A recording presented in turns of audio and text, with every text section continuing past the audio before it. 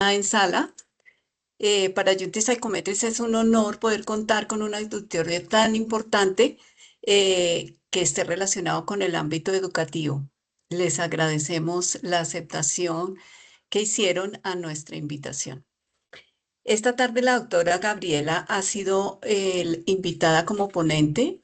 Ella nos expondrá una información muy importante relacionada con la mejora de los aprendizajes desde el diagnóstico, información que seguramente nos va a ayudar a todos a ajustar la enseñanza y el aprendizaje para adaptarlo a las necesidades individuales de cada estudiante.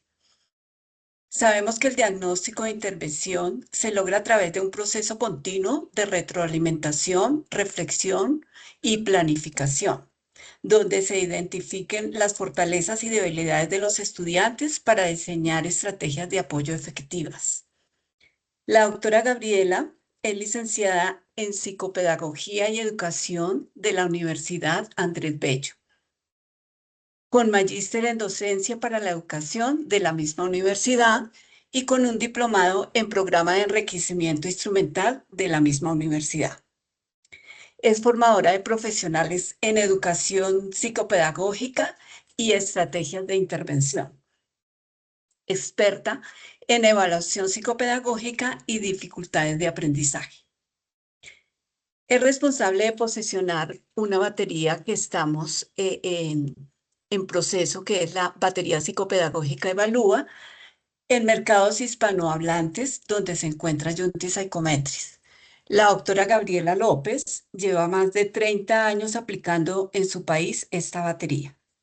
Es decir, que tiene una amplia experiencia en la estandarización de pruebas psicométricas como Evalúa, Evalec, Selector Pro, Magellano y Neurobreve, entre otras, en varios países de América Latina y donde se encuentra Juntis Psychometrics.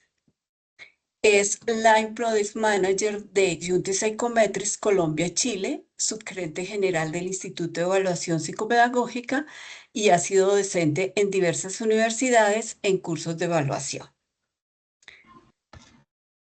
Ha sido coautora de textos escolares en matemáticas para la editorial Zigzag y con una amplia experiencia en todo lo relacionado con el área de educación. Doctora Gabriela. Doctora Gabriela, muchísimas gracias por aceptar nuestra invitación y le concedo la palabra para que ya podamos iniciar. Bienvenida. Muchas gracias, María Teresa. Muy buenas tardes para todos allá en Colombia. Un gusto y un agrado poder estar aquí con ustedes y poder contarles acerca de esta gran herramienta que acá en Chile la ocupamos hace mucho tiempo, en España también. Contarles que, bueno, yo ya estuve en Colombia hace un mes y medio, si es que no estoy mal con las fechas. Estuvimos en Medellín en un evento con MOVA y la Subsecretaría de Educación de alguna forma también, en donde le presentamos a los diversos rectores de algunos colegios esta nueva herramienta. Así es que, bueno, muchas gracias, vuelvo a repetir la instancia de poder juntarnos. Contarles que si bien les voy a pedir obviamente que tengamos los micrófonos apagados, en algún momento voy a pedir que prendamos los micrófonos para que podamos hacer dentro de lo posible algunas actividades un poco más, digamos, interactivas, ¿vale? Así que eso. Por otro lado, siempre digo esto de mis conferencias, pedirles disculpas de antemano si digo modismos chilenos y no se entienden, que por favor se sientan en la libertad de preguntarme si hay algo que no se entienda. Los chilenos pronunciamos muy mal. Trataré de hacerlo lo mejor posible, ¿vale?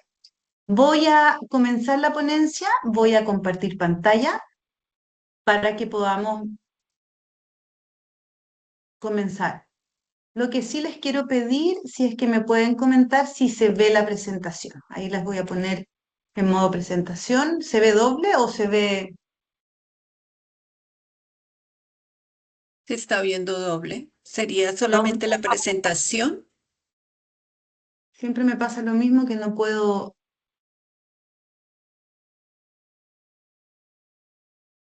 dejarla como solo.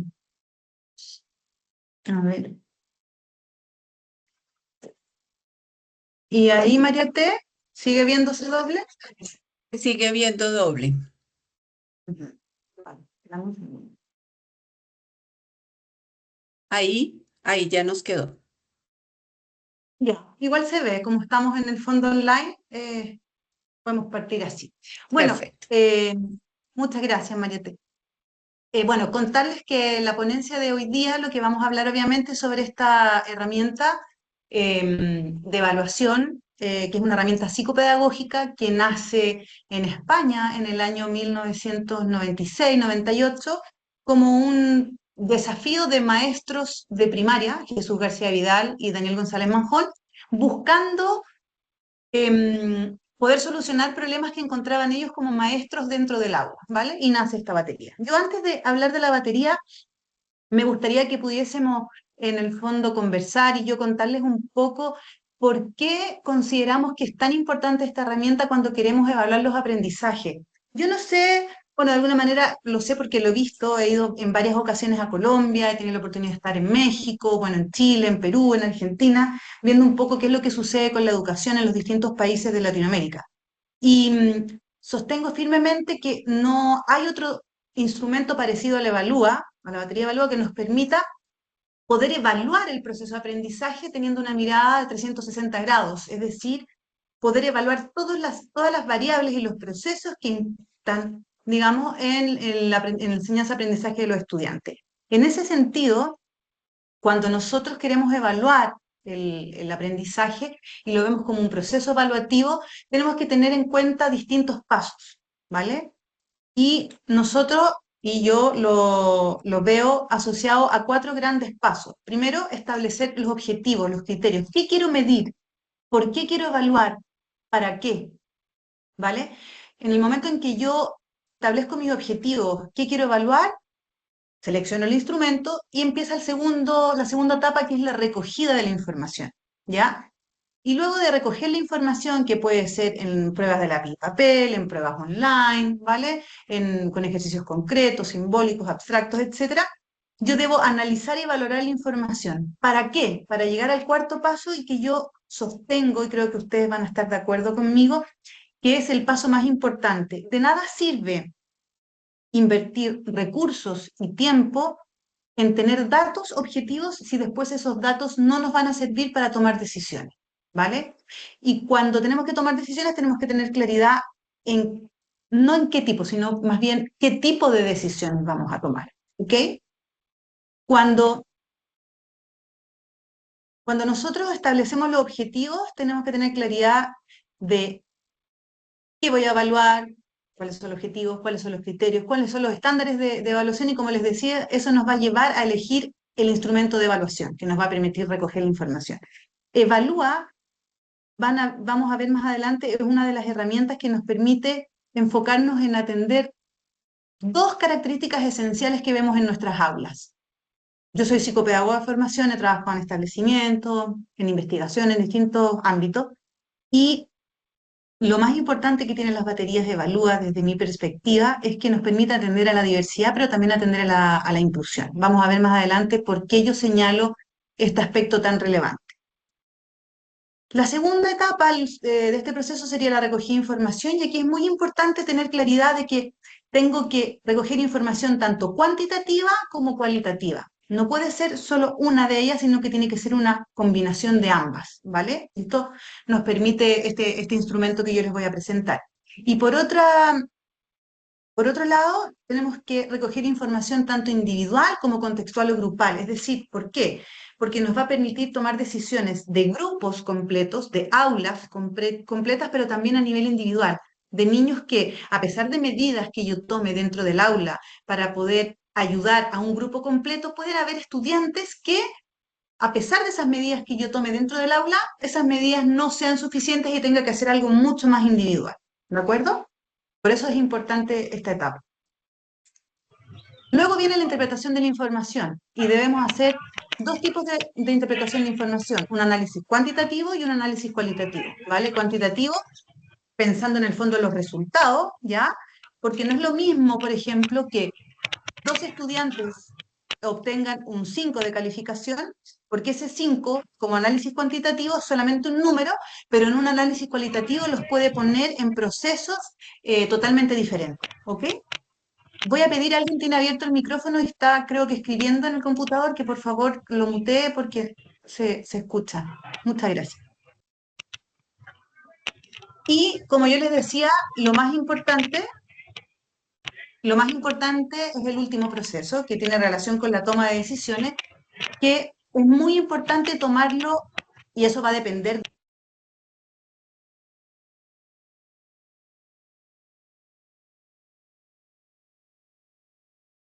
No se escucha, está en silencio. No se Perdón, está parece que escuchando. se silenció un momento tu micrófono, Gaby. Ahí, ¿ahí me Ahí, escuchan? perfecto. Sí, Sí, ahí, perfecto. Vale. ¿Dónde parto? ¿Desde hola, soy Gabriela o de poquitito? ¿No? ¿Es posible abrir la presentación grande? No me resulta abrirla grande. Déjeme ver cómo lo soluciono. A ver. Ahí sí, sí, ahí sí. Perfecto. Sí, perfecto. Sí. Sí, era un problema entre el escritorio y el computador, es decir, era yo el problema, pero ya lo solucioné. Vale. Entonces, como yo les decía, cuando tomamos decisiones, es muy importante tomar decisiones en tres niveles, pero sobre todo tomar decisiones, ¿vale? Es decir, no, no es correcto elegir un instrumento que después yo quiera tomar decisiones a nivel de colegio, pero que el instrumento no me lo permita. En este caso, la batería Evalúa sí te lo permite, y te permite tomar decisiones en tres niveles. A nivel de colegio, podemos revisar qué sucede con el método lector, el método matemático, el método de escritura. A nivel de colegio, podemos tomar decisiones a nivel de grupo de clase, es decir, tener claridad qué sucede con los primeros, con el primero A versus el primero B versus el primero C, pero también puedo tomar decisiones a nivel individual, es decir, qué sucede con Andrés, por ejemplo, que está en el primero A y que a pesar de implementar medidas grupales, Andrés necesita medidas individuales muy personalizadas para su estilo de aprendizaje o para las dificultades que pueda tener. ¿Ok? En ese sentido, y entendiendo este proceso de evaluación, que es muy importante, que la evaluación psicoeducativa o psicopedagógica nos va a permitir tener una visión global e integral de las necesidades educativas y apoyos que requieren los estudiantes de manera individual, pero también los grupos completos, ¿vale? Y esta evaluación psicoeducativa que nos permite tener una visión, como yo les decía, en 360 grados con todas las variables que influyen en un proceso de enseñanza-aprendizaje, nos va a poder permitir determinar si, por ejemplo, podemos aplicar, y efectivamente en muchas ocasiones lo tenemos que hacer, debemos aplicar un diseño universal para el aprendizaje, ¿ya? Pudiendo aplicar en el fondo los principios que el diseño universal de aprendizaje establece. Pero además, esta evaluación psicoeducativa no solamente nos va a permitir poder diseñar estrategias diversificadas o un diseño universal para el aprendizaje, sino que a pesar de estas medidas grupales, esta evaluación nos va a permitir poder reconocer a aquellos estudiantes que ya el diseño universal para el aprendizaje o la estrategia diversificada ya no es suficiente, y con una evaluación psicoeducativa entendemos y sabemos que tendremos que hacer un plan de adecuación curricular individual. ¿Cómo? Adecuando adecuaciones de acceso o adecuaciones de los objetivos o en otros niveles. Y eso tiene que ir acompañado de una planificación de aula y tiene que acompañar a este estudiante durante su ciclo educativo o durante un curso en particular. ¿Ok? Además, que es importante, en estas adecuaciones también y en esta evaluación psicoeducativa, yo tengo que distinguir si es que hay necesidades educativas especiales o hay necesidades que tienen más que ver con una característica sociocultural, porque se tratan totalmente distintos. En Chile, al menos, nosotros cuando vemos necesidades educativas especiales, las separamos en dos grandes necesidades educativas especiales: permanentes y transitorias. Permanentes son aquellas que tienen que ver con algún grado de discapacidad intelectual, síndrome de Down, dentro de la condición del espectro autista, etc. ¿Perdón? Y las necesidades educativas transitorias ya tienen que ver más con las dificultades específicas de aprendizaje, dificultades atencionales, etc. ¿Ya? Y esas necesidades específicas, necesidades educativas especiales transitorias, dentro de esa está la dificultad específica de aprendizaje. Cualquiera otra necesidad educativa que no sea una dificultad específica de aprender puede ser una dificultad generalizada. Por ejemplo, un estudiante que Por ejemplo, a nosotros nos sucede mucho, tenemos muchos inmigrantes haitianos y que también tenemos muchos inmigrantes de Colombia. La brecha cultural y en los niños haitianos la brecha idiomática, la diferencia idiomática y cultural, se trata de intervenir como si fuera una dificultad para aprender, pero en el fondo no es una dificultad para aprender. El contexto y el entorno es una dificultad y es una barrera. Por lo tanto, no es una dificultad de aprendizaje, es una dificultad generalizada para aprender. Si yo no hablo el idioma, evidentemente jamás me voy a poder enterar del currículum ni aprender, ¿vale? Entonces hay que tener mucha claridad con este apartado. Andrés, creo que aquí era donde yo quería hacer una pregunta. Entonces los quiero invitar a que vamos a proyectar en la pantalla, les va a aparecer una encuesta breve que hay que responder sí o no, para hacer esto un poquito más interactivo. No sé si Andrés puede proyectarla. Sí, en este momento la deberían estar viendo. Quizás donde yo estoy Permíteme. compartiendo no la pueden ver. A ver, déjame dejar Ok, de compartir. Ahí está. ¿La ven? Si la ven en sus Sí, sí, pantallas, se está viendo, se está viendo. bien. La idea es, perfecto. ¿ves dificultades en lectura, escritura y o matemáticas en tus alumnos en los colegios donde tú te desempeñas? Sí, no, muy poco. Si pudieran seleccionar una de ellas y darle a enviar para saber un poquitito qué es lo que les sucede a ustedes dentro de su establecimiento donde ustedes se desempeñan. Tienen que responderlo, tienen que pinchar la encuesta. Seleccionar sí, no o muy poco. ¿Ya? No responder en el chat, por favor. ¿Se ve que están respondiendo, Andrés, o no? Que yo eso no lo veo como lo hiciste tú.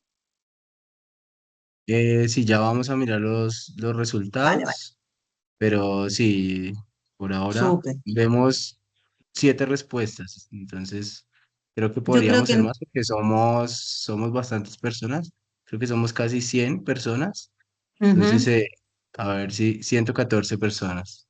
Entonces los invitamos a que respondan para que así le demos dinámica también a esta. Dice, es que alguna gente en el chat dice que me ven a mí, pero que no ven la encuesta, no sé. Insisto, no hay que contestar en el chat, tienen que contestar en la encuesta que les aparece en la pantalla. No se ve. ¿No se ve? Se ve tu rostro precioso, pero no es más. No se Ay, ve no la sé. encuesta en la pantalla, solo en el chat. Pero sí, si respondes en el chat, sí aparece. Vale, muchas gracias. Como ven, dice que se aparece en el chat. Bueno, Es posible que como lo hayan visto de primeras en la pantalla principal y por algún otro motivo la hayan cerrado, en el chat deberían poderla seguirla viendo. Y esto es ujú, relevante, que además si hacemos alguna otra pregunta, pues ya sabemos más o menos la dinámica de cómo se exacto. maneja. Ujú, ya. Eso es como para entender un poquitito qué es lo que pasa en sus colegios, que me imagino que sucede lo mismo que sucede aquí en Chile, que he visto en México, que he visto en Argentina, ¿vale? Que tenemos evidentemente diversas dificultades y muchas dificultades de aprendizaje en lectura, en escritura y en matemáticas, ¿ok? Em, en ese sentido, y entendiendo que en su establecimiento y con sus alumnos sucede exactamente lo mismo, me gustaría que viéramos un poquito procesos lectores, sobre todo, algunos procesos de escritura y de matemática que son muy importantes de evaluar y que les puedo dar la certeza de que la batería Evalúa lo hace, ¿vale? Yo les quiero pedir que en este minuto activen sus micrófonos, préndanlo. Voy a hacerlos que esto sea un poco desordenado y que leamos en voz alta, si pueden activar sus micrófonos y que me digan hola para yo saber que los están activando. Hola, Hola. hola. Ah, Hola. muy bien. Hola, hola. Hola. Ya, muy bien, muy bien. Hola. Vale, listo. Entonces, Hola. Hola. déjenlos activados, no los silencien, quiero que los dejen abiertos. Abran los micrófonos y les voy a poner una lectura, un párrafo chiquitito, y quiero que los lean en voz alta. ¿Vale? Lo voy a poner ahora para que. Ya, léanlo en voz alta. Según un estudio, Según el estudio de la Universidad de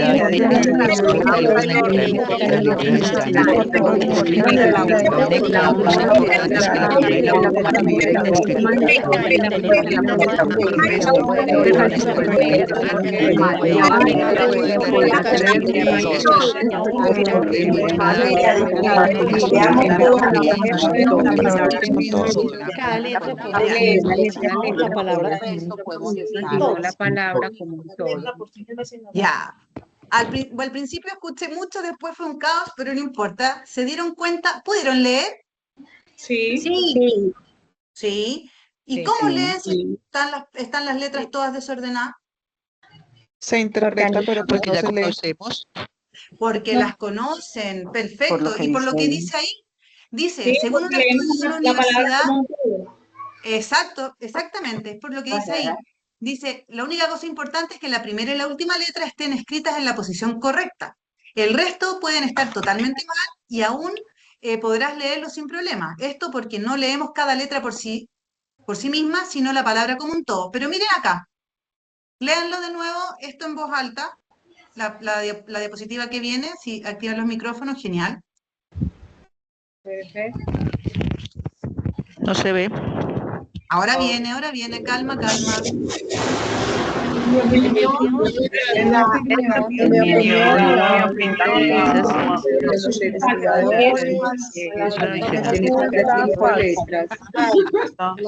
En mi opinión, la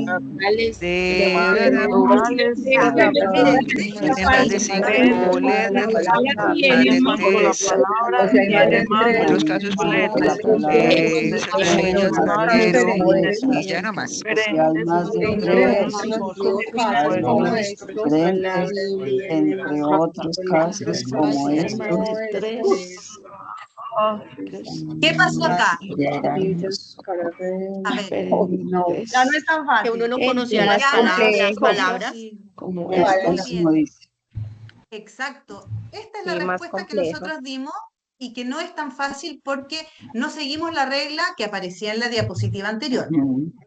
¿Por qué yo hago este ejercicio? Y es muy importante porque creo que nosotros muchas veces como adultos, y a pesar de ser docentes, profesores o maestros, como le queramos llamar, olvidamos cuán difícil es el proceso de lectura, de enseñanza-aprendizaje de este proceso y cómo los niños deben enfrentarse a poder no solamente decodificar, sino que además comprender.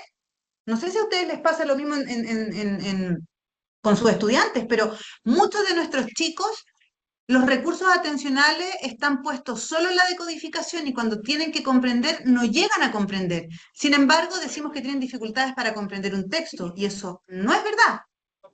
Cuando yo no logro salirme de la decodificación y estoy siempre preocupada de decodificar, mis recursos atencionales van a estar 100% en la decodificación y no en la comprensión. Por eso que es muy importante cuando yo evalúo la lectura, evaluar distintos procesos. Y uno de esos es poder reconocer por qué vía yo accedo a la lectura de las palabras.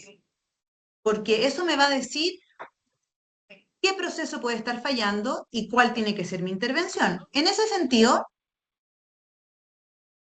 miren, lean esas palabras.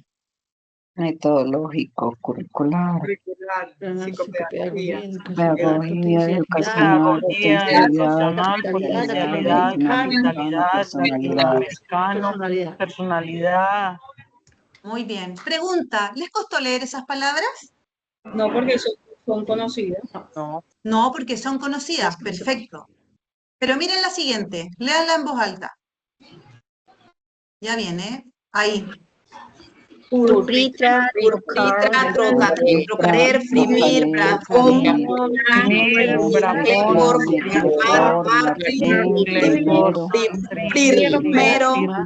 Primero.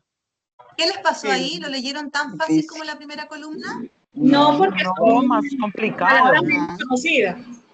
Porque son palabras que me las inventé y es más, si tratan de leerlas por vía directa, lo cual es imposible, se van a equivocar como les puede haber pasado a alguno, que en vez de leer Martrín, dijeron Martín, y cuando se escucharon dijeron, por aquí no va. Y lo mismo sucede con primero, ¿vale? Y la última, Primero. lean esta. La Victoria, Medellín, Ay, la Circuito, Virtullota, Cigarrillo, Medellín, Circuito, Cigarrillo, Lavalleja, Hagi, Hagili, capacitación, Ilijan, Medellín, Chespierre, inteligencia emocional. capacitación, Medellín, Muy bien. ¿Qué es lo Da que- risa. Da risa, obviamente. ¿Y por qué les da risa? Porque ustedes lo que hicieron es que ven todas esas letras, mayúsculas, minúsculas, una mezcla, que dicen, esto no me suena, a mi ojo no le hace sentido, pero cuando escuchan, se ríen. La bichota, Medellín, circulito, cigarrillo, la ballena Willy, William Shakespeare, capacitación Medellín, inteligencia emocional, ¿vale? ¿Qué es lo que pasa acá? ¿Ustedes leyeron por golpe de vista? No. Recapitulando, en la primera columna lo que nosotros hicimos es leer por vía directa, es decir, las palabras se procesan como un todo y como si fueran un dibujo. Mientras mayor sea mi léxico visual, más rápido voy a acceder a la lectura, ¿vale? Y eso es lo que hicimos en la primera columna. En la segunda es leer por la ruta fonológica o la vía indirecta. Y eso solo sucede cuando yo no conozco la palabra o cuando es una palabra sin significado, ¿vale? Es la única forma. Yo nunca voy a decodificar cuando conozco la palabra. Voy a decodificar cuando es una palabra que no conozco. Y en la tercera columna participan las dos vías de acceso a la lectura. La vía indirecta, y luego cuando lo escucho la repaso y la leo por vía directa. ¿Ok? Estos procesos son muy importantes de evaluar y nuestras baterías la tienen porque son tratamientos distintos. Por lo general, cuando un chico lee por vía indirecta, puede leer bien, pero puede leer muy lento, ¿vale? Pero yo puedo leer por vía indirecta y equivocarme, es decir, sustituir una letra por otra, invertir sílabas, etc. Pregunto, y el que quiera, le agradezco si me lo responde. Cuando ustedes leen, ¿leen siempre por vía directa o por golpe de vista?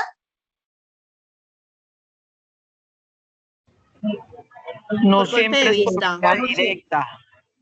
No siempre. ¿Por qué?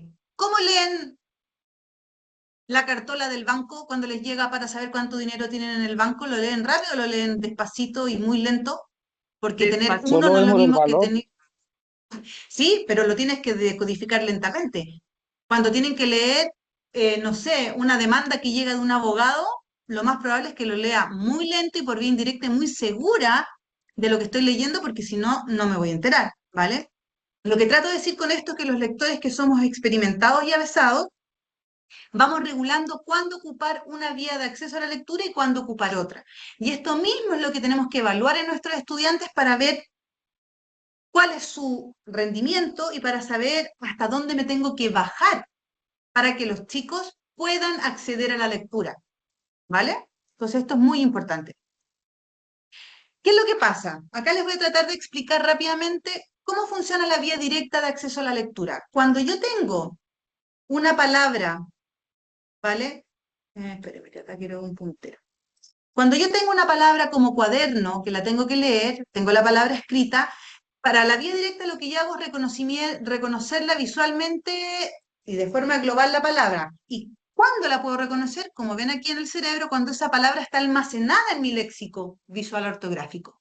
Si está almacenada, accedo al significado y la leo.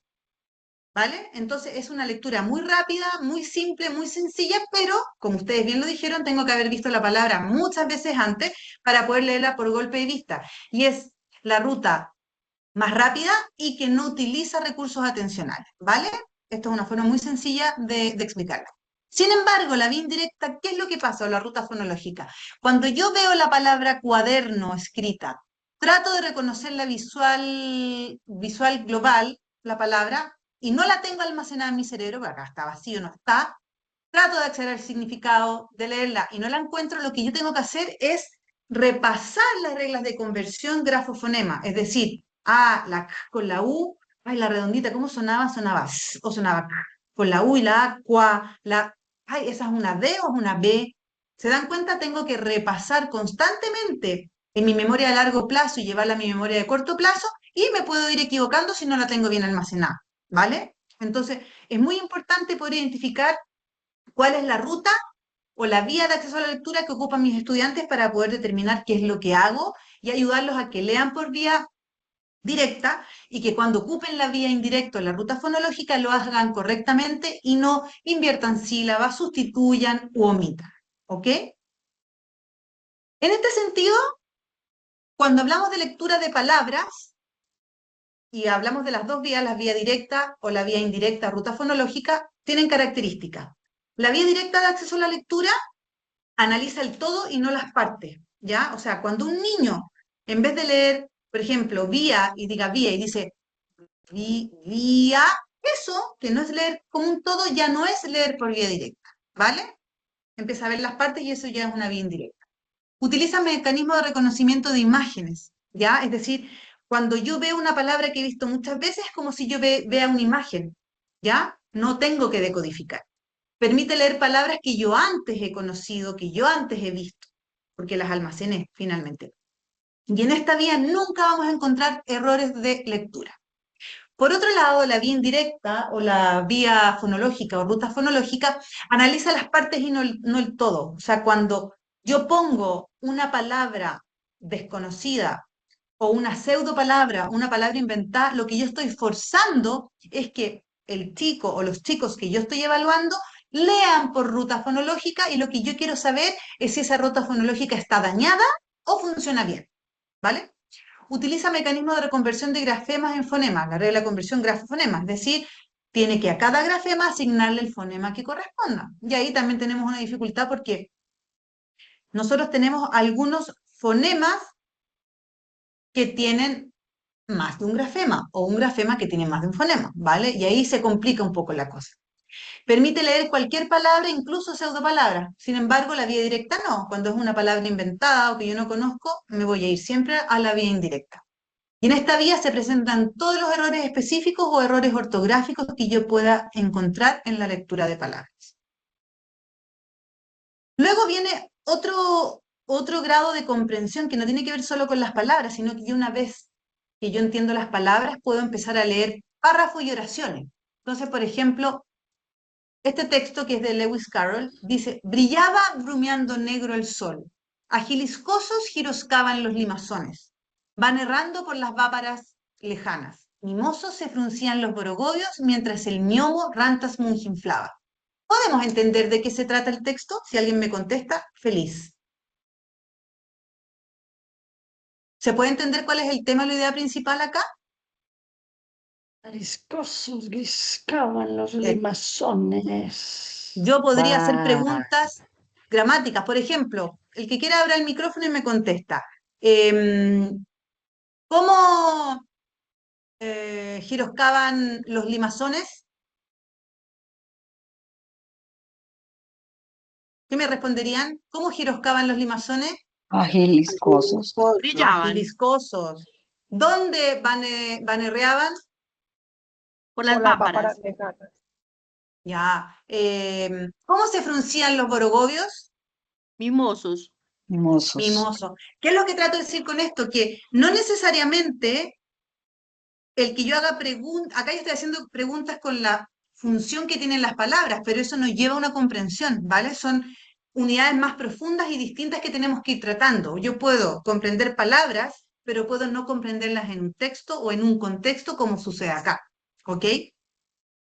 Y luego de eso tenemos este texto que tiene que ver, ya pasamos por comprensión de palabras, luego vienen las oraciones y luego vienen los párrafos. Yo no sé si a ustedes les sucede en su país, creo que sí, por lo que he conversado con colegas de Colombia, es que cuesta mucho enseñar estrategias de comprensión lectora. Muchas veces dejamos de enseñar estrategias de comprensión lectora y hay muchos niños que aprenden a comprender un texto cuando ya están en la universidad o salen del colegio, ¿vale? porque muchas veces nosotros tenemos problemas para comprender texto y somos los responsables de enseñarles a los chicos cómo identificar el tema y la idea principal.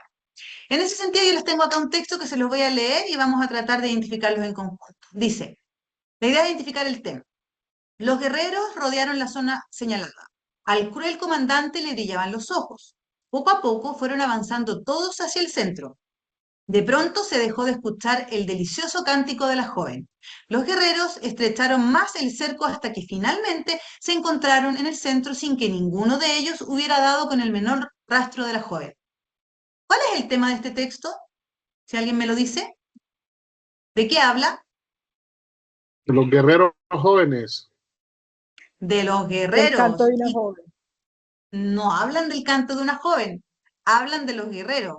¿Y por qué sabemos que hablan de los guerreros? ¿Cómo yo puedo reconocer el tema de un párrafo? Porque no encontraron la chica, la joven. No, no sé. No. Nosotros podemos reconocer el tema de un texto porque la palabra que más se repite, la palabra que se sustituye por un pronombre o la palabra que se elimina y se deja de nombrar pero más se repite, ese es el tema de un párrafo. Por ejemplo, miren acá. Ahí. Los guerreros, todos. ¿Quiénes eran todos? Los guerreros. Luego habla de nuevo de los guerreros. Después dice, se encontraron. ¿Quiénes se encontraron? Los guerreros. Y de ellos, ¿quiénes eran ellos? Los guerreros. Si nosotros no, primero tenemos que evaluar si los chicos tienen esta capacidad de reconocer el tema, ¿vale? Pero también nosotros tenemos que ser capaces de reconocer el tema porque si no, y de estrategia. Esta es una de las estrategias. Hay al menos 5 tipos de estrategias para ayudarles a los chicos a comprender texto, ¿ya? Incluso las inferencias no tienen que ser los chicos tan grandes, las inferencias se pueden trabajar con imágenes, con relatos orales, ¿ok? También esto es importante de evaluar y nuestras baterías también lo hacen. En este sentido, cuando yo tengo que evaluar la competencia lectora o la lectura, yo tengo que centrarme en 4 pilares importantes. Todo lo que es la comprensión de palabra, que es la utilización de las vías de acceso, la directa y la indirecta, que es la automatización lectora, la lectura de oraciones, entender el orden de las palabras dentro de una oración, cuáles son las palabras funcionales y, valga la redundancia, qué funciones cumplen, para qué es importante los signos de puntuación, el significado de las palabras. Lo que yo he visto mucho en mi país y que se sigue utilizando, y espero que cada vez sea menos, es que, por ejemplo, para enseñar los signos de puntuación, los niños repiten la definición de un signo de puntuación, cuando la mejor experiencia es en un párrafo poner o no poner una coma para saber entender el significado. Por ejemplo, si yo dejo una herencia y tengo distintos herederos, donde yo ponga la coma, por ejemplo, va a ser quien se queda con la herencia. Por lo tanto, la coma, por ejemplo, un signo de puntuación, tiene una relevancia enorme, ¿vale? Ya cuando hablamos de la comprensión de párrafos, tenemos 2 grandes procesos que tenemos que trabajar. Reconocer el tema y la idea principal, también está obviamente la inferencia, las preguntas en el fondo que son textuales o de que están ahí mismo, ¿ya? Y dentro de la identificación de la idea principal tenemos 3 grandes estrategias que podemos enseñar. Entre la comprensión de oraciones y los párrafos tenemos todos los procesos que están relacionados con la fluidez y la expresividad. Si mientras mi lectura sea lo más fluida y expresiva, me va a ayudar más a la comprensión. Mientras menos fluida y menos expresiva, va a ser una barrera para llegar a la comprensión, ¿vale? Y finalmente ya la lectura de textos, que tiene que ver con las superestructuras textuales, es decir, con los distintos tipos de texto y poder realizar inferencia y la autorregulación lectora, es decir, cómo yo me enfrento a un texto nuevo y cómo voy regulando para poder entender. Esto último, todo lo que tiene que ver con la lectura de párrafos y la lectura de texto, nosotros la entendemos como leer para aprender. Es decir, si yo hoy en día en nuestro modelo educativo, si yo no leo, si yo no comprendo, se me bloquean todas las instancias para poder aprender porque todo es a través de la lectura. Por lo tanto, es uno de los procesos más importantes que nosotros tenemos a nivel de establecimiento educacional y que tenemos que hacernos cargos y ver cómo lo mejoramos. Por eso es importante evaluarlo de forma muy minuciosa para poder determinar la competencia de los estudiantes y poder tomar, llamémosles remediales, intervenciones, planes de mejora, etc. ¿Y qué pasa con la escritura? Bueno, exactamente lo mismo que pasa con la lectura. También hay rutas de acceso a la escritura. Tenemos una ruta de acceso que es por vía directa, que es, por ejemplo, yo escucho una palabra, ¿ya? Me dicen caballo. Yo escucho caballo, me hago la imagen mental y digo, es un animal, es mamífero, es masculino, es singular, e inmediatamente, como lo tengo almacenado en mi léxico visual ortográfico, que es cuando yo digo que se junta el ojo con el cerebro, digo, caballo, y yo sé perfectamente cómo se escribe caballo y no tengo que empezar a buscar en mi memoria para poder escribirlo. Le mando la señal o a la mano para que escriba o a los dedos para que lo haga en el computador. Y esa es la vía directa, que puede ser cuando yo escucho una palabra y la tengo que escribir o cuando yo en el fondo veo en el fondo de la palabra y la tengo que reproducir. Esa es la vía directa. Y la vía indirecta en escritura, al igual que la lectura, es que yo escucho la palabra, reconozco lo que es un caballo, es un mamífero, es un animal, es masculino, singular, me la autodicto, pero cuando tengo que escribirla, no tengo claridad de cuáles son los grafemas que participan para esos fonemas y empiezo a repasar en la memoria a largo plazo a qué fonema le asigno qué grafema. Y lo puedo hacer bien o también lo puedo hacer mal. Y actúa exactamente igual que la vía de acceso en la lectura, pero en la escritura. Entonces, cuando yo escribo por ruta directa, no hay equivocaciones, pero cuando yo escribo por ruta fonológica o indirecta de acceso a la escritura, puedo hacerlo de manera más lenta y bien, o también puedo equivocarme en seleccionar el grafema para el fonema correspondiente. ¿Qué es lo que le pasa mucho a los niños? No sé si les pasa a ustedes. Yo cuando trabajaba en colegio tengo muchas cartas de niños que me decían, tía Gabriela, ¿cuánto la quiero? En vez de ¿cuánto la quiero? ¿Por qué? Porque la C, por ejemplo, tiene el sonido de, pero también tiene el sonido de según la letra o la vocal que la acompaña. Eso es lo que sucede generalmente aquí, como un ejemplo muy básico, muy rápido para que lo entendamos. En ese sentido, cuando yo evalúo la escritura, tengo que preocuparme de evaluar procesos grafomotrices, el tipo de letra, la regularidad de la escritura, la interlineación, el espaciado, la utilización del espacio. Y por otro lado, en la ortografía fonética, es decir, utilizar las reglas de conversión fonografema, todo lo que es la conciencia fonémica y conciencia silábica. Sobre todo, como yo les decía, porque hay determinados fonemas que tengo que elegir bien el grafema, ¿vale? Porque el mismo sonido puede tener dos fonemas. Por ejemplo, si yo digo S, yo puedo elegir la C, puedo elegir la S y puedo elegir la Z. A eso me refiero.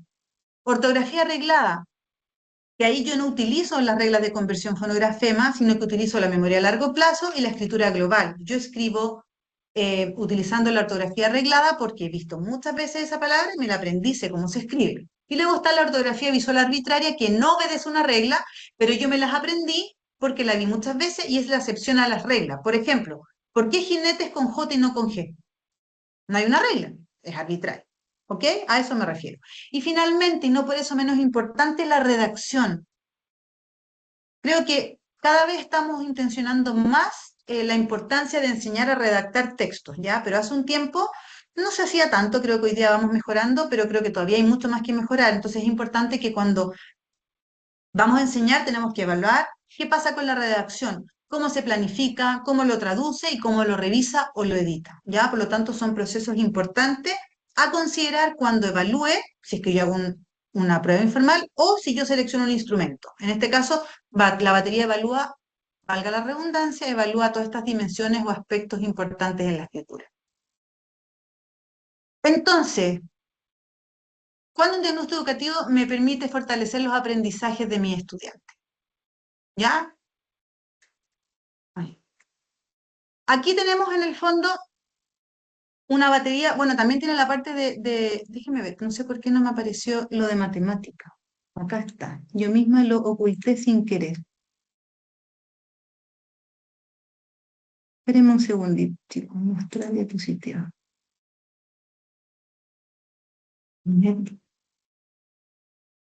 Acá está, me equivoqué. En matemáticas también pasa lo mismo. Cuando yo voy a evaluar los aprendizajes matemáticos también son altamente jerarquizados. Y cuando yo voy a evaluar los aprendizajes matemáticos me tengo que preocupar de 4 grandes procesos. Primero, esto va en una evolución natural dentro de la vida escolar de nuestros estudiantes. Primero evaluar las nociones y conceptos básicos, ya arriba, abajo, mucho, poco, alto, etcétera, ¿vale? Todo lo que son los conceptos básicos que son los precursores en los aprendizajes matemáticos. Luego de eso pasamos a todo lo que son la numeración y los símbolos, que tiene que ver con la formación del concepto de número, reconocer los símbolos matemáticos, el valor posicional, el sistema decimal, el antecesor, el sucesor, la recta numérica, etcétera. Luego que yo he adquirido la numeración y los símbolos, recién voy a estar preparado y sobre todo porque he construido bien el número y entiendo cómo se forma la decena, la centena, la unidad de mil y así sucesivamente, puedo verme enfrentado a la enseñanza del cálculo en tres grandes aspectos: el concepto de la operatoria, el algoritmo, es decir, el paso a paso. No son los mismos pasos cuando yo hago unidad más unidad es igual a unidad y cuando digo unidad más unidad es igual a decena. Y la automatización, que tiene que ver con el cálculo mental. ¿Cuántos de nuestros chicos están 7 más 10? 5, 6, 7. O sea, 7 más 10, 7 más 3, 7. Y después dicen 3 y después cuentan todo. Y eso es porque no han automatizado, como digo yo, hechos numéricos o las tablas de multiplicar. Yo voy a hablar de mi experiencia aquí en Chile y he visto algo en México en algunos colegios y algo en Colombia, pero no soy quien para decirlo, voy a hablar más de la experiencia en Chile y ustedes me dirán si les sucede. Las tablas de multiplicar, ¿de verdad las enseñamos dentro del aula? Mi percepción es que las evaluamos. Para mañana la del 4, para pasado mañana la del 5 y la del 6, pero de realmente intencionamos la enseñanza. La única forma de aprenderse las tablas de multiplicar y los hechos numéricos es haciendo actividades de 3 minutos todos los días llenando una tabla. No hay otra forma. Pero por lo general, yo soy madre de 4 criaturas preciosas y recuerdo que siempre la que enseñó las tablas de multiplicar fui yo como mamá. Muy pocos profes tienen intencionado el enseñar las tablas, sino que es más bien un poco, mañana te evalúo tal o cual, ¿vale? Creo que eso es algo que tendríamos que ver cómo mejorarlas dentro de todo el trabajo que tenemos como profesores. Ojo que se lo está diciendo alguien que también es maestra y ha trabajado en los colegios. Y finalmente, y no por eso menos importante, la resolución de problemas, que tiene que ver con las grandes fases, las 4 grandes fases en la resolución de problemas. Yo le agregaría una quinta, ¿vale? La primera es la traducción, y aquí participa mucho la comprensión lectora, porque tengo que reconocer datos relevantes de lo no relevante, entender que hay palabras que me van a decir cuál es la operación que debo realizar. La integración, es decir, cómo este tipo de problemas yo lo asocio con otros problemas que he resuelto en otras ocasiones y tengo un patrón que puedo ir reconociendo para poder ejecutar o dar la respuesta. Planificar cuál es el paso a paso que tengo que realizar para resolver un problema y ejecutarlo. Es decir, reconocí que es una adición, ejecuto la adición, pero además yo el quinto paso que agregaría es la revisión. ¿Cómo reviso que la respuesta que estoy dando, o sea, perdón, el resultado que estoy dando obedece a la pregunta que me está haciendo el problema y que estoy ejecutando bien el algoritmo y no me equivoco, ¿vale? Pensando esto en el fondo, ahí viene, ¿cómo puedo realizar un diagnóstico educativo que me permita fortalecer los aprendizajes de mis estudiantes? Y ahí es donde yo quiero, en el fondo, presentarles esta batería, que es la batería psicopedagógica Evalúa, que es una batería, como ven ustedes acá, que tiene 11 niveles, ¿ya? Va desde preescolar hasta secundaria y media superior. Si hay algún concepto que estoy señalando mal, Mariate, Andrés o alguien del equipo, me corrige, me puedo equivocar, porque como lo tenemos en muchos países, puedo tener algún concepto errado, pero va desde los niños muy pequeñitos cuando están finalizando preescolar antes de entrar a primaria y cuando hasta, digamos, hasta que terminas el cole y te vas a ir o a una universidad o un instituto profesional, ¿vale? Entonces, estos son todos los niveles que nosotros podemos ir aplicando y que van relacionados con las competencias, las destrezas y las habilidades asociadas al curso. Aquí hay algo muy importante. No es una prueba de cobertura curricular, es decir, están apoyados en el currículum, pero no miden cuánto del currículum he aprendido, sino que ven cómo está una competencia determinada, cómo están los procesos cognitivos, cómo está la lectura, cómo está la escritura, cómo está la matemática, cómo están los procesos psicoafectivos, y cuando son más grandes, cómo están las estrategias vocacionales y los hábitos de estudios que ya se los dije, ¿vale? Entonces, es importante conocer esta batería. En este sentido, ¿cuál es la relevancia que tiene esta batería? Primero que nos permite, como yo les decía, ¿se acuerdan que hablaba de los 4 pasos importantes dentro de un proceso de evaluación de los aprendizajes? Les decía como último paso la toma de decisiones. Bueno, la justificación y sentido de esta batería es que lo más importante que nos va a aportar al utilizarla es que nos van a dar datos relevantes y objetivos para tomar decisiones relacionados con los procesos educativos y los resultados en 3 niveles que yo les decía. A nivel de, me falta uno ahí en realidad, pero a nivel de colegio, de curso, de aula y a nivel individual, ¿ya? Y nos va a permitir en el fondo hacer diseño de medidas o de intervenciones grupales, pero también, como sale en este segundo cuadro que aparece acá, en este de aquí, que nos permite reconocer cuáles serían las dificultades de aprendizaje y proporcionar elementos de juicio para la valoración diagnóstica, es decir, si hay una dificultad específica de aprendizaje que debo hacer, pero también me permite hacer derivaciones oportunas. Derivar, por ejemplo, psicometría a fonoaudiólogo cuando son pequeños o incluso a neurólogo si es que hay algún grado de déficit atencional. En este sentido, en este primer aspecto de toma de decisiones es cuando yo les decía que me permite atender a la diversidad, saber yo como profesor. Por eso para mí, que yo he trabajado en colegio, tener una evaluación que me permita tener una radiografía de lo que sucede con mis 30, 20 o 40 niños que tengo dentro del aula, me permite tener la certeza de cómo planificar mi enseñanza y no sentir muchas veces que tengo que improvisar porque quizás no tengo una evaluación. Eso por un lado. Y por otro, es atender a la inclusión educativa porque puedo identificar a aquellos niños que necesitan medidas específicas y atención individual y tenerlo claro desde el día 1 para poder atenderlos a ello también. En ese sentido, Evalúa proporciona, como dice acá, una evaluación completa en las funciones cognitivas, memoria, atención, analogías verbales, análisis y síntesis, etcétera, ¿ya? Y competencias escolares desde un punto de vista curricular sin medir cobertura curricular. Como les decía, y esto es muy importante, identifica dificultades de aprendizaje en lectura, escritura y matemáticas, incluyendo dislexia, disgrafía, discalculia, dentro de otras. Y ofrece además información que es muy importante relacionada con la adaptación escolar, el clima, la convivencia y las estrategias de estudio. Aquí es muy importante, a partir de la Evalúa 1 en adelante, tiene una escala que es una escala psicosocial, que es un cuestionario en donde les preguntan sobre distintas dimensiones. El autoestima, el concepto académico, las relaciones con los pares y con los padres, ¿vale? Y ya a partir de un tercero de primaria, cuarto de primaria, todos los evalúas tienen una pregunta abierta en donde le preguntan a los estudiantes cuáles son los compañeros con que más simpatiza y con que menos simpatiza. Y esa información se vuelca luego en un sociograma de aceptaciones y rechazo que vamos a ver más adelante, y entonces eso te permite que la unidad en mi país se llama de convivencia escolar, o el equipo de psicólogos de los establecimientos puedan reconocer líderes negativos, líderes positivos y poder tener claridad cómo intervenir y ahondar un poco más en todo lo que es el clima escolar dentro del aula, ¿ok? ¿Qué es lo importante de esta batería Evalúa? Primero, que está estandarizada en Colombia.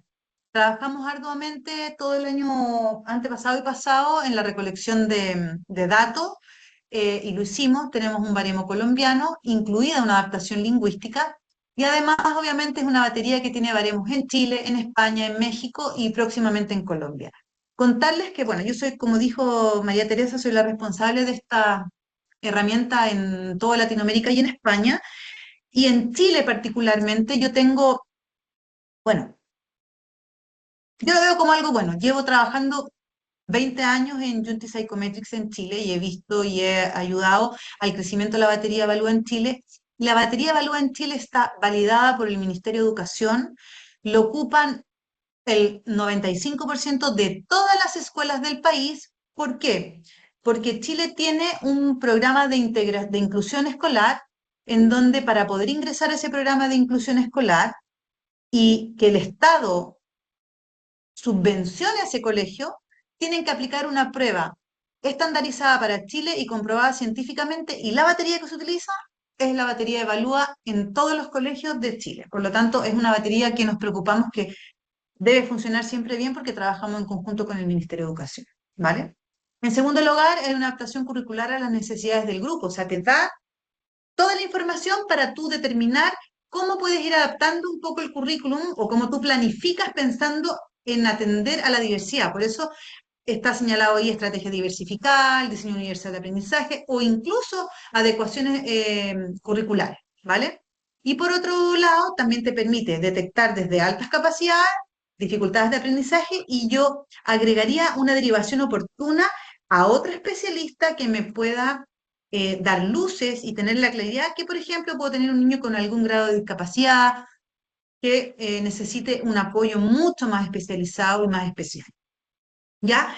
Y como yo les contaba que es una batería que va desde finales de preescolar hasta que yo egreso del colegio, puedo hacer o realizar un seguimiento continuo e ir viendo los avances o no, o los estancamientos que hay en los procesos de enseñanza-aprendizaje. Entonces, esta es la gran potencialidad que tiene esta herramienta y que creo que como maestro nos beneficia mucho la utilización, sobre todo para hacer planes de mejora.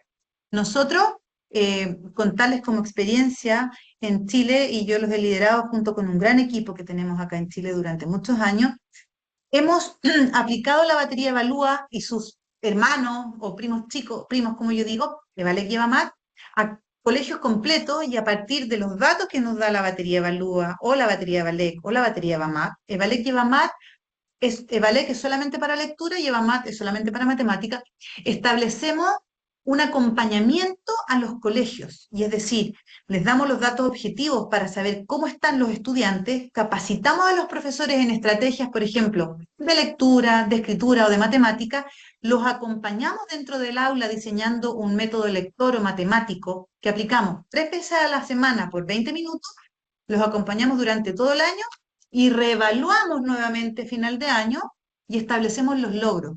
Y la verdad que ha sido un trabajo maravilloso, hermoso, ver niños que no lograban comprender o no lograban leer y lograrlo con el trabajo en conjunto con los profesores y aumentar entre un 30 y un 55% la competencia lectora.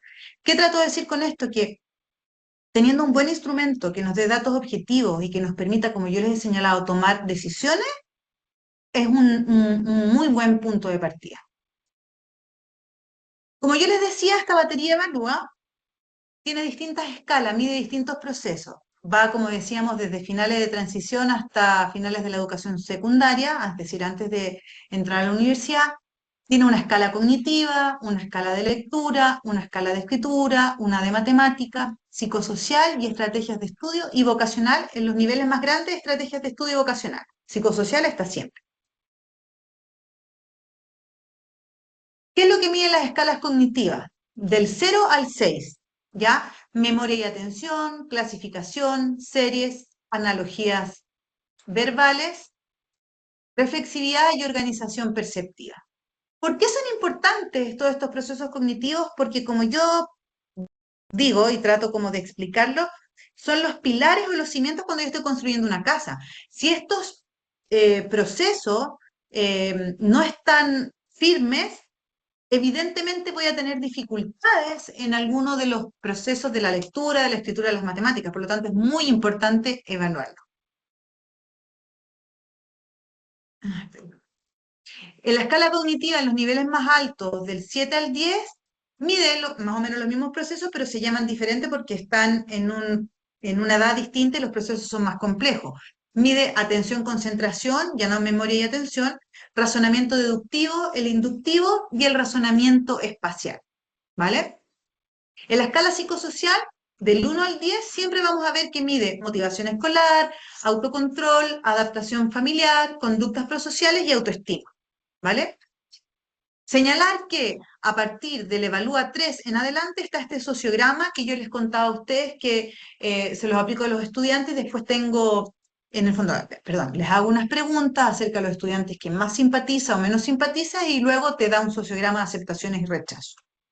En las escalas de estrategias tenemos las estrategias, en las escalas, perdón, de hábitos de estudio y estrategias de trabajo que están del 7 al 10 y la estrategia vocacional que está en las baterías 8, 9 y 10 que mide la autoevaluación del rendimiento, es decir, cómo evalúa su propio rendimiento el estudiante, cómo valora él sus intereses, por dónde va, cómo cree él que tendría que ser su itinerario cuando vaya a la universidad y cuáles son sus pensamientos vocacionales por dónde se ve él, digamos, en su formación profesional a futuro. Dentro de las escalas específicas que son transversales a todos los evalúas, tenemos la escala de lectura, de escritura y de matemática. En la lectura vemos todo lo que tiene que ver con la exactitud y la eficacia, que era lo que yo les mostraba, por ejemplo, relacionado con evaluar por qué vía de acceso yo llego a la lectura. Si leo por vía directa, o si leo por vía indirecta y no me equivoco, o leo por vía indirecta y me equivoco. Por otro lado, la comprensión lectora, ya es decir, si yo comprendo los textos, hago inferencia, reconozco el tema, la idea principal, ¿ya? Y luego la velocidad lectora. Pero aquí hay algo muy importante de destacar. Yo lo que he visto en mi experiencia en los 20 años es que aplican el Evalúa y otras pruebas, les va mal en lectura y lo que dicen inmediatamente tiene dificultades, y que puede ser que tenga dificultad en comprensión lectora, pero yo siempre digo, este es un término muy coloquial, pero a ver si se entiende, hay que poner la pelota en el piso y decir, a ver, pensemos bien dónde está el problema. Yo puedo tener problemas en comprensión lectora, pero esos problemas de comprensión lectora son puros de comprensión lectora o vienen arrastrados de un problema de exactitud y eficacia. Porque si yo voy a estar preocupada de decodificar y además decodifico siempre con errores, nunca voy a llegar a la comprensión. Entonces tengo que determinar bien dónde está el problema. Y por otro lado, la velocidad lectora, nosotros la ligamos a la comprensión. Creo que van a convenir conmigo la siguiente premisa. Yo como docente, como maestra, como psicopedagoga, prefiero un estudio, primero que la velocidad lectora tiene que estar siempre ligada a la comprensión. Yo prefiero un estudiante que lea lento, pero que comprenda, a un estudiante que lea rápido y no comprenda nada. Entonces, es muy importante medir estos tres procesos y ver qué es lo que sucede y cómo se relacionan. Por lo general, si yo tengo dificultades en exactitud y en eficacia, va a haber una consecución de factores o de conducta. Voy a tener dificultad en comprensión y voy a leer lento. ¿Vale? En la escala de la escritura, nuestras baterías evalúan ortografía fonética, ortografía visual y la redacción, que era lo que yo les comentaba anteriormente. Y en matemática podemos evaluar lo que es cálculo numeración y resolución de problemas y que va variando, obviamente, según el grado en que estamos realizando la evaluación. No es lo mismo evaluar con un Evalúa 1 que con un Evalúa 7, 8, 9, 10. Ahora, importante, nuestras baterías son de lápiz y papel, ¿vale? Pero tienen una plataforma en donde nosotros ingresamos los resultados y nos generan reportes, ¿vale? Nos generan reportes grupales y reportes individuales, ¿vale? Y tenemos reportes que son cualitativos y reportes que son cuantitativos. Los cualitativos se expresan en percentil, que es decir, si yo corro una carrera, en qué lugar llego, y es una unidad de medida que es muy familiar, sobre todo para los padres, porque cuando uno es padre y va no sé si se llama igual allá al pediatra, el doctor en el fondo que hace el control sano de nuestros niños, generalmente te dicen, oh, su hijo está en un percentil 70, en un percentil 30, entonces es más fácil de entender. Y eso es un análisis más cuali. Y un análisis cuantitativo es el puntaje T, es en el fondo comparo el rendimiento de los estudiantes en función de la muestra estandarizada, ¿vale? Y en este caso es una muestra totalmente colombiana. En ese sentido, ¿cuáles son los informes cualitativos? Y que creo que nos sirven mucho.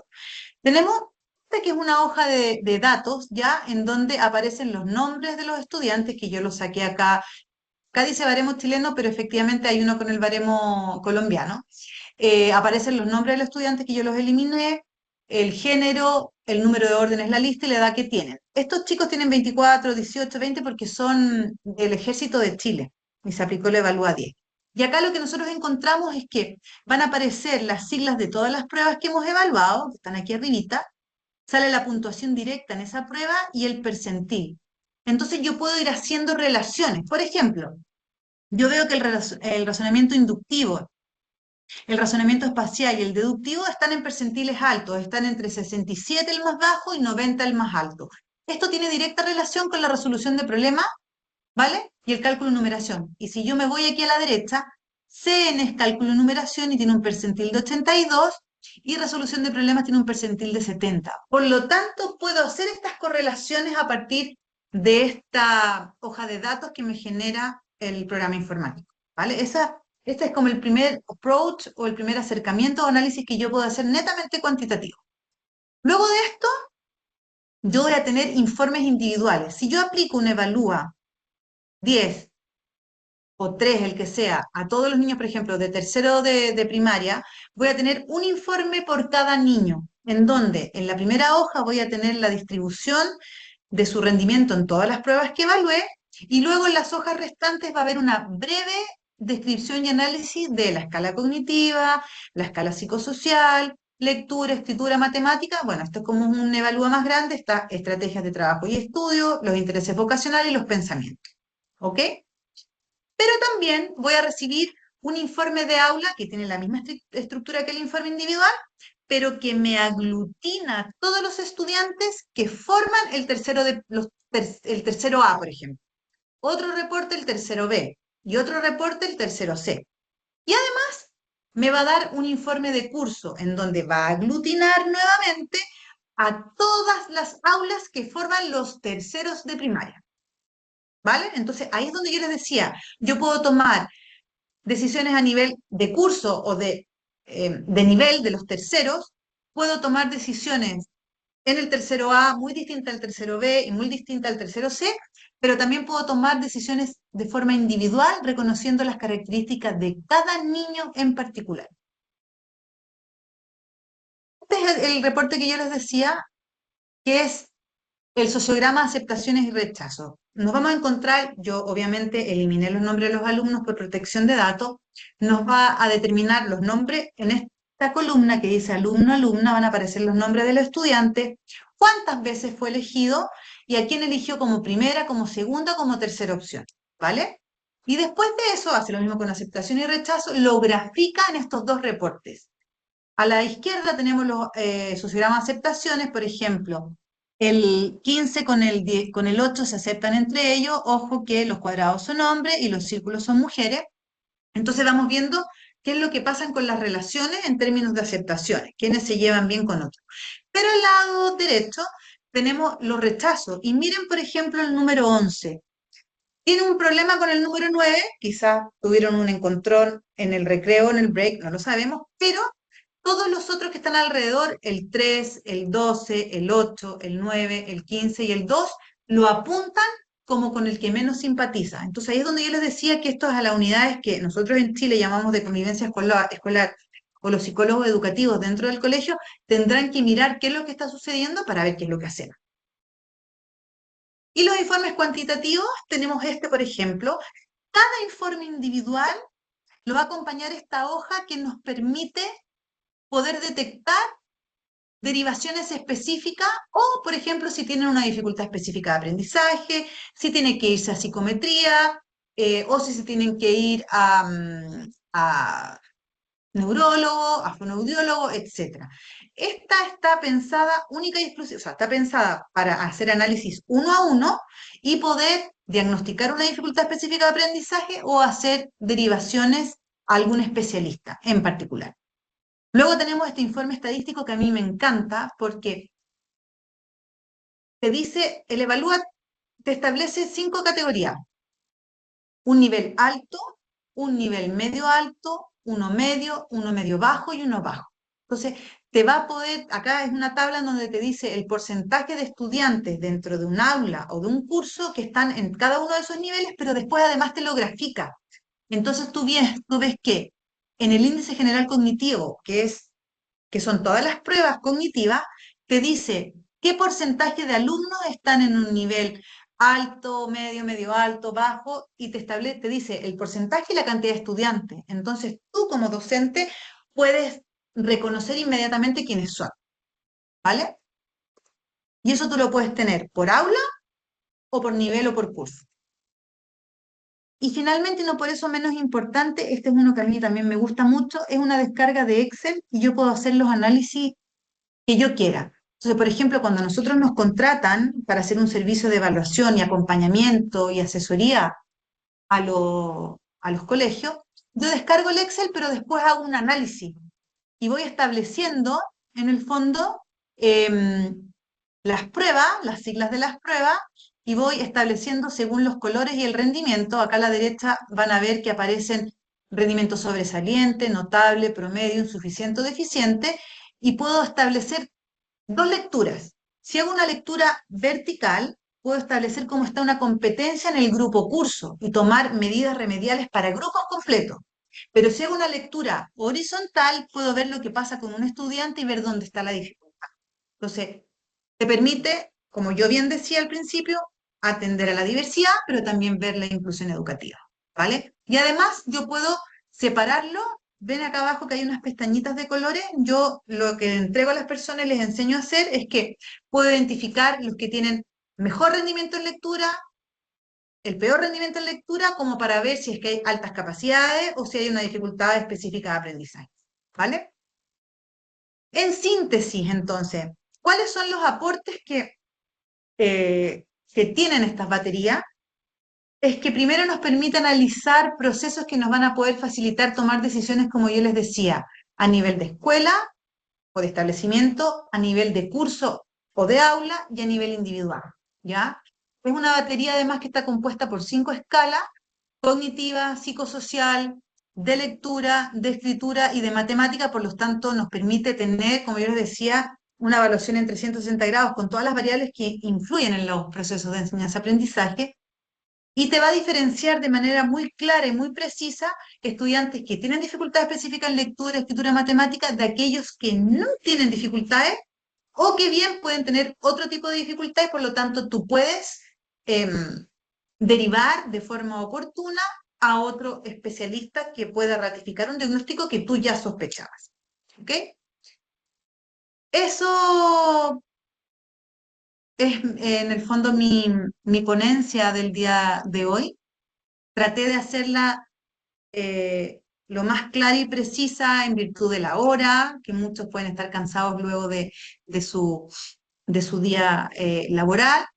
No sé si alguien tiene alguna pregunta y que yo pueda responder. Agradecerles, obviamente, del espacio y la atención y la cantidad de personas. Hay 116 personas conectadas, así que les agradezco enormemente haberme tenido la paciencia de escuchar.